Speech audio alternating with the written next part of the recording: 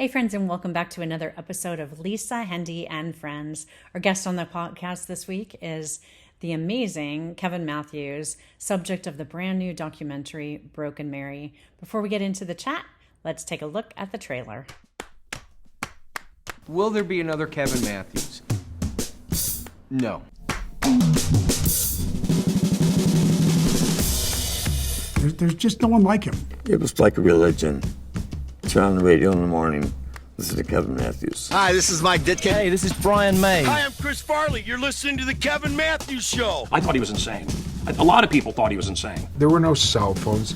People were listening to the radio. Chicago at that time was the perfect storm. Michael Jordan is a Chicago Bull. The '85 Bears just won the Super Bowl. You have this new lady, Oprah. She's in town. Nobody could touch us. We had 10 million people listening to us a week.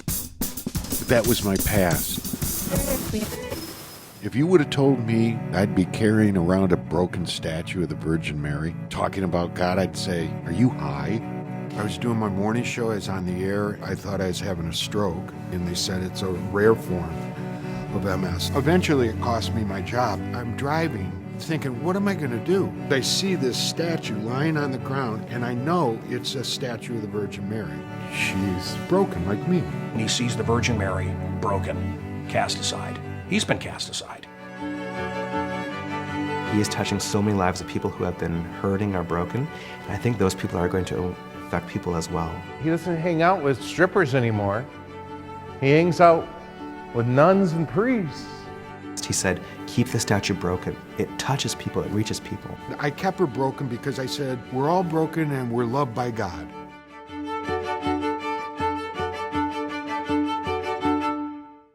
Well, hey, everyone, and welcome back to another episode of Lisa, Hendey, and Friends.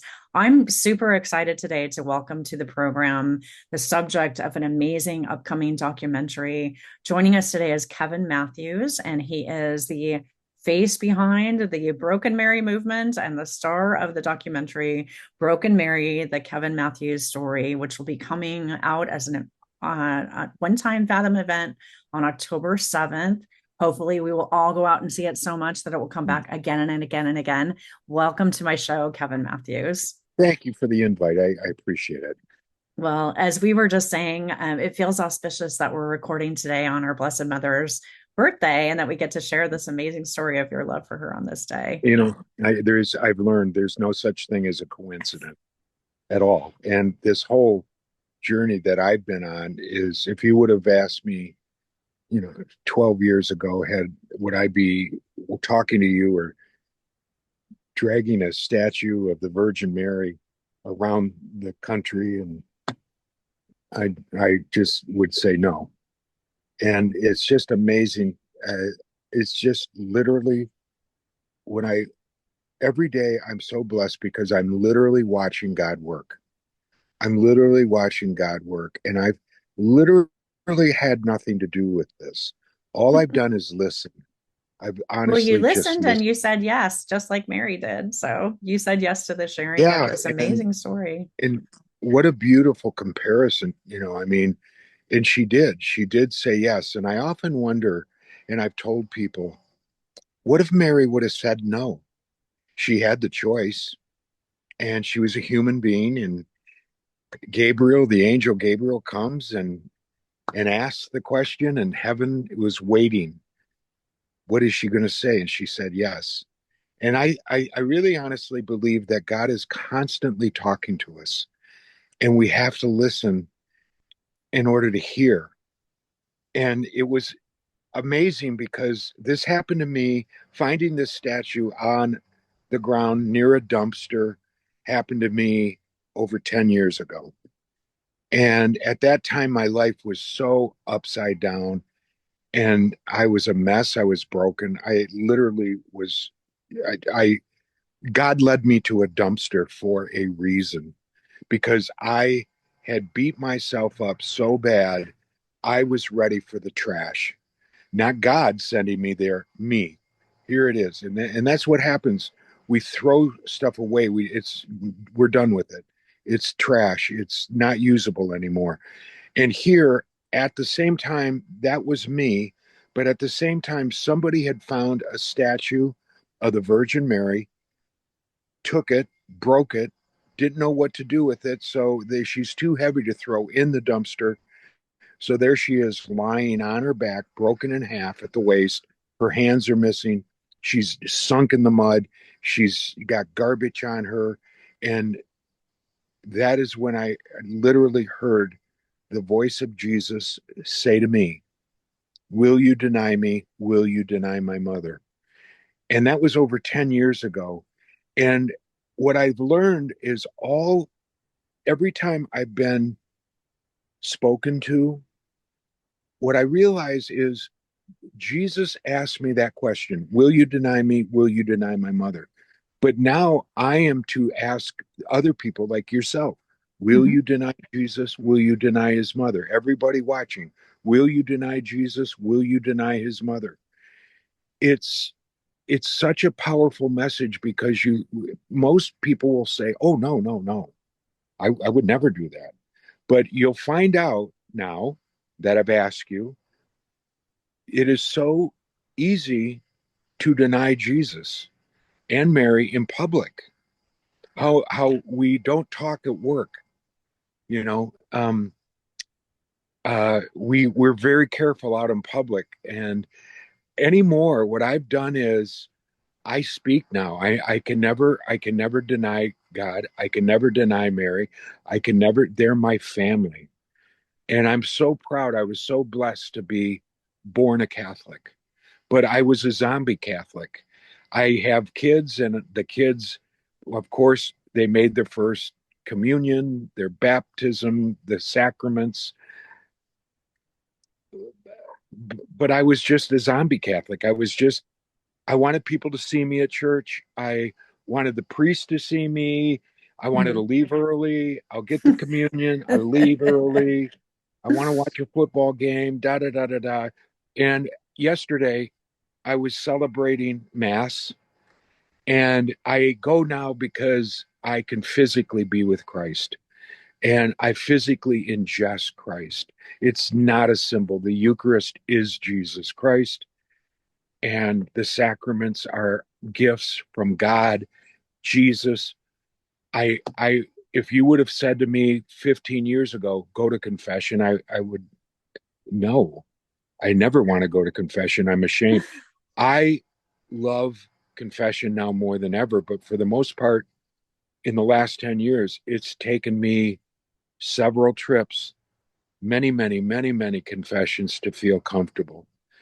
Where now I love that because I take Mary with me when I go to confession. She knows what I've done. And I Yeah, want let's everybody to know, you know, that every miracle starts with God. And this journey started with God. And then it here comes Jesus at the dumpster 3 years later. Will you deny me? Will you deny my mother? How I got the statue. Obviously, if I would have left the statue there, I know we would not be talking today. I would be dead and I would be in hell. And here I am. And Jesus said, "Kevin, I'm going to leave you with my mother and she's going to clean you up." And it was always a stern conversation I had with Christ. And he always does that. I think the people that feel most broken, that I'm not worthy to be around God, I'm not worthy to be around Jesus, I've sinned too much, it's too late. That's when I think Mary sweeps in, and it's the mother that always saves us. Whenever I did something wrong in the house, I didn't want dad to come home. I hid by my mother. you And wanted the mercy of mom. yeah, and it always happened. I Yeah. think that's why I have such devotion to our Blessed Mother, because I didn't grow up in the nicest house. My dad and you know, I look at Mary. She is blessed. I just love her, and Can I pause Yeah, this you for a ask me second? anything. Yeah, please Yeah, interrupt I'm me. going to because I know that some of our listeners might be like me. I've had the blessing of seeing the film, and I have to say to everybody, like, put this on your calendar and go and take your friends and take everybody. It's so awesome. But I'm going to admit, Kevin, that I was having babies in the 90s. And so I didn't really know your story. And I have family in Chicago now, and I've asked them, and they're like, Kevin Matthews, yeah. Like, I didn't know this history that you had in this amazing history with radio and being so famous and being on this path. Just talk a little bit about those years and how they sort of maybe like how that might have been a little bit of your dark night of the soul before you woke up at the dumpster when you found Mary. So just talk Yeah. about those Uh, years a little bit. well, I was blessed. I was Yeah. blessed to meet my wife when I went to college, and I was going to go into education. I got into radio. We were married in Grand Rapids, Michigan. I eventually ended up in Chicago at the historic Loop with Jonathan Brandmeier, Steve Dahl, Gary Meyer, the Chicago Bulls. Michael Jordan was a new bull, and Oprah's in town. And we had 10 million people listening to us a week. So we could do anything we wanted, and we did. And we were outrageous, and our management, they were outrageous. They signed checks to the FCC. I didn't get yelled at. We were just we called ourselves a high school with money, and we could do anything we wanted. I could play anything, say anything. We were the Rolling Stones of radio. Everybody in the country came in to listen to our shows, to copy us, and um, we just got bigger and bigger and bigger. And of course, everything comes to an end here on Earth. And satellite radio comes in. Radio just loses. The Titanic hit the iceberg, and that's when things started going downhill. And um, my darkness was gluttony. My darkness was uh, just I got kicked out of 10 golf courses in 10 years. Think of what you've got to do to get kicked out of a golf course. I mean, we were just literally Animal House was too nice. We I mean, when you're hanging out with anybody you want and doing anything you want, it it doesn't, at least for me, doesn't end well. And I mean, I didn't murder anybody, but at the same time, you're just living in the fast lane. And when it comes to an end, it comes to an end. And that's when I come back and I realized I had veered off so far from Christ and God. But they're always willing to take you back. I don't care what you've done, as long as you're on earth and you turn and go to them, they will accept you with open arms. Jesus is the best shepherd on in the universe. And he's waiting for you to come back. He's waiting. And God doesn't send us to hell. We do. And as soon as we stop and just say, help me, they help you.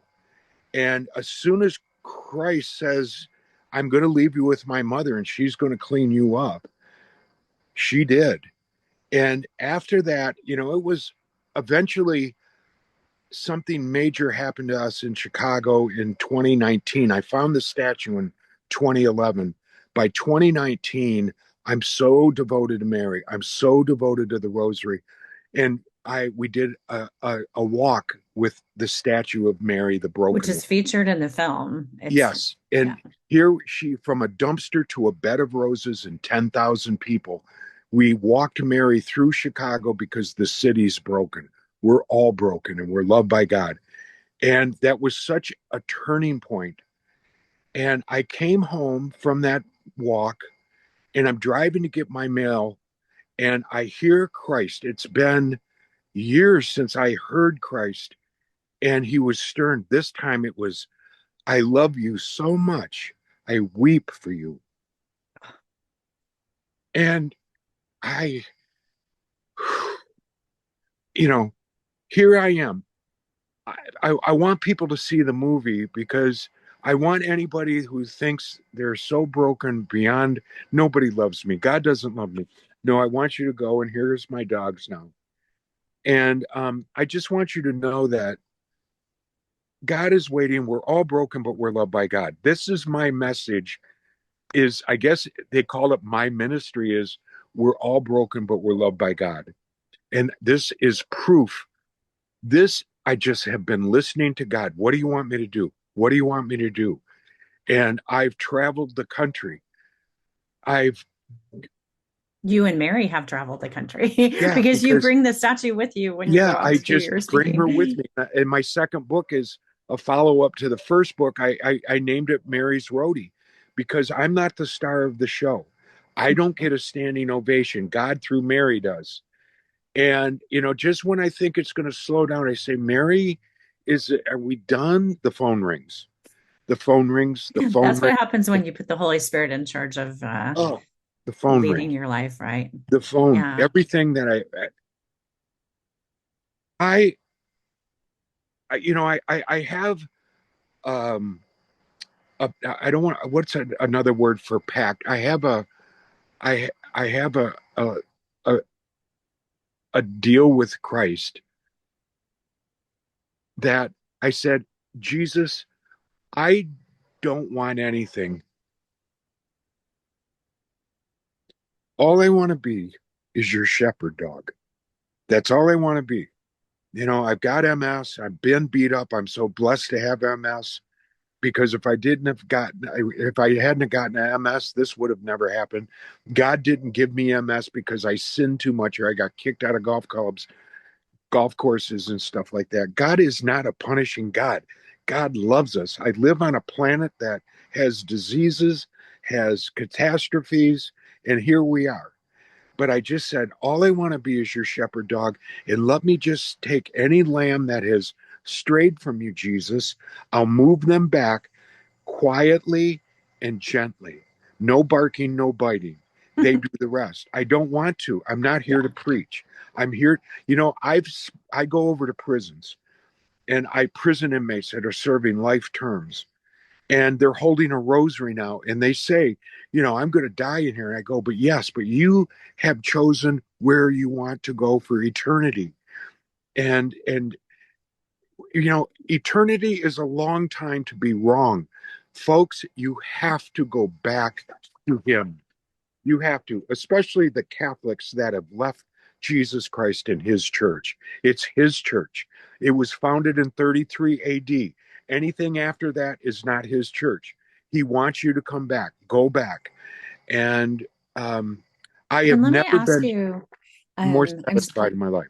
yeah, and let me ask you about reception of the film from because we see some of them actually in the documentary, some of the people that knew you and were your best friends in Yeah. your former life and now are walking this journey with you. Like, what are people who've seen it and are close to you saying about their reaction to this and how it helps them?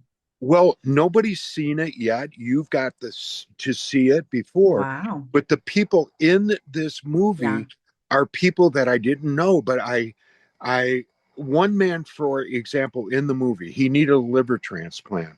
He was on a list. He was going to die without a liver transplant, and I said to him, "Let's start to recite the rosary. Let's start to recite the rosary."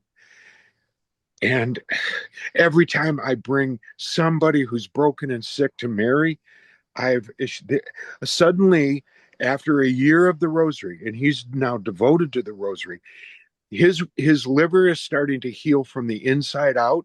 He no longer had to be on the liver transplant list. Doctors have no idea what happened, and he's in the movie. I've had women with breast cancer. They're in.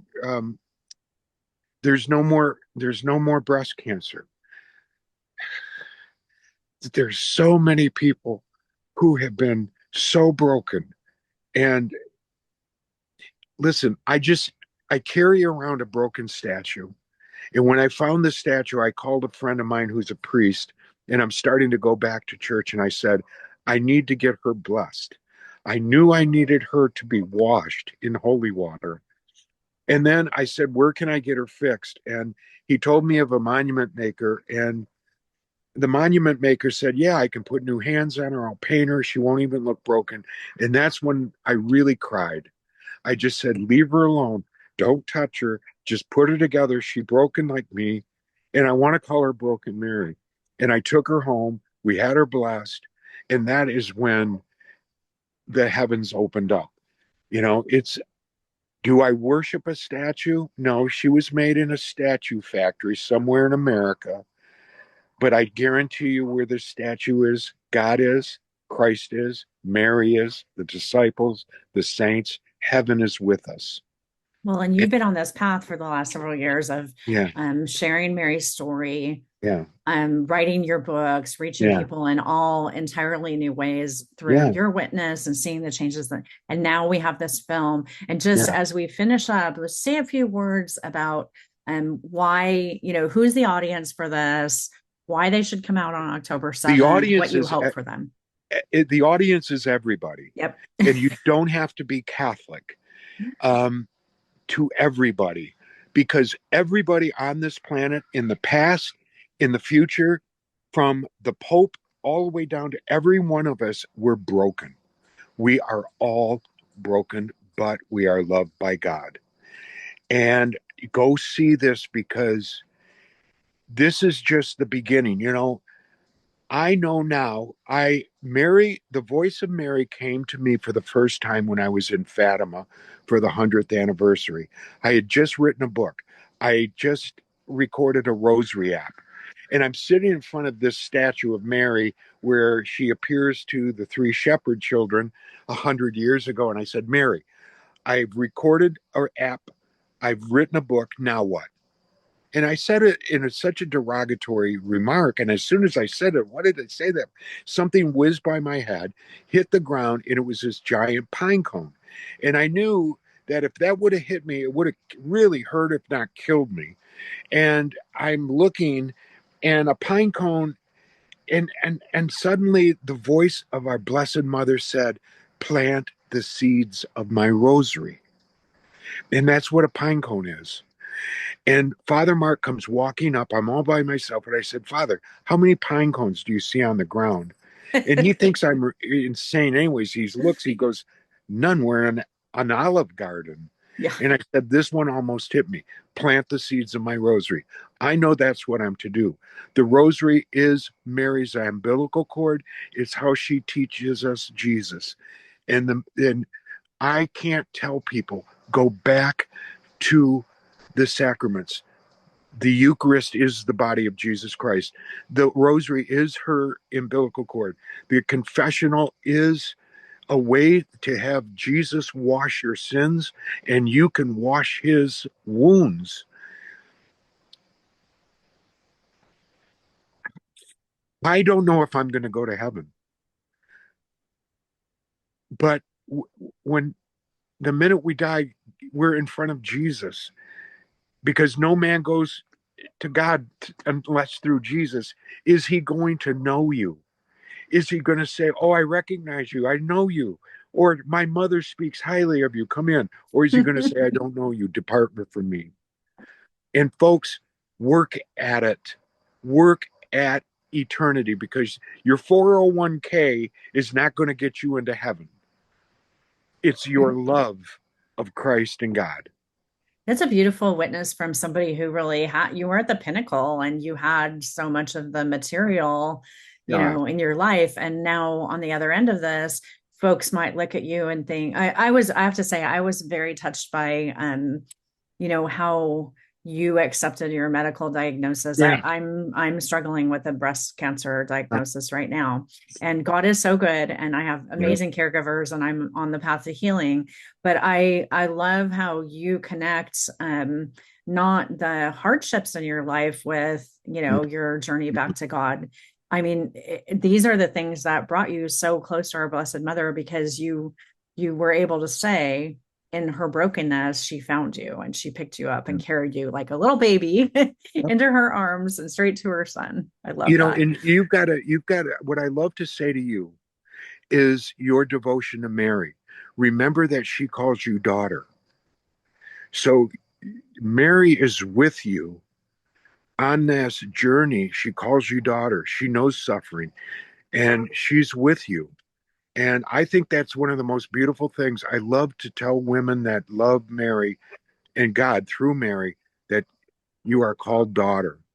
Can I To the tell you men one that love, story about my mom? That yeah, this will be so touching to you. So, I'm the eldest of five children, and my parents were born and raised in Indiana. They had me like 10 months after they were married. So I was, right at the center of our family. And my mom, unfortunately, when she was around 75, she was diagnosed with Parkinson's disease. And it's a really insidious, yeah. terrible disease, which ultimately led to her passing. And she was only 81 when she went to heaven. But for the last years of her life, she was mostly nonverbal, but she had some words, and they were the words of the Hail Mary. Yeah. And so that was pretty much all she could say. And my mom was fading during COVID, and she was in a nursing home in Chicago. And really, the only person who could get in to see her outside of her immediate caregiving team was the hospice chaplain who came from a Christian, a non-Catholic hospice, to see her every week, and he would FaceTime with my daddy and I. And one of the things that happened during my mom's final months is that he knew of her love for the rosary. So my mom basically led him to the rosary through her love for her Blessed Mother. And that was one of the things he did with her every week, was to come in and pray the rosary, which was, here's my mom evangelizing her love for Mary and her son, when she's nonverbal. Mary has a way of leading us to her, and she chooses the broken to be part of her message. So And there you I are. would say, I bet you anything he still recites the I rosary. think so too. I And believe again, so too. look at that. In fact, I'm sure. Pretty amazing, huh? Yeah, So it's you're loved. Everyone that's watching, you have no idea you're loved, and just we're all broken, but we're loved by God. well, I know this is a busy time for you, so I'm going to let you go, but I do want to remind folks the Fathom event. The first one is October 7th, and there's all kinds of ways for you to connect. We'll make sure that we have all those links in our Yeah, show notes. yeah. Kevin, any kind of parting words? You've given us so much, but anything you want to say Well, before we let you go? if anybody would like me to come and speak, I have brokenmary.com, and that has, I recite the rosary every day. I do everything, brokenmary.com. And my biggest thing is I've never been happier. And just go to God. Just go to God. It's that simple. Just go. What are we waiting for, folks? Let's go, first of all, to Yeah. God. And then secondly, let's go on October 7th to Okay. go see Thank you. And God Broken bless Mary. you. Kevin, And I all the wish you success in the well. world. And remember, Mary calls you daughter. She's with you. So is God Amen. in Christ. I love you. God bless you.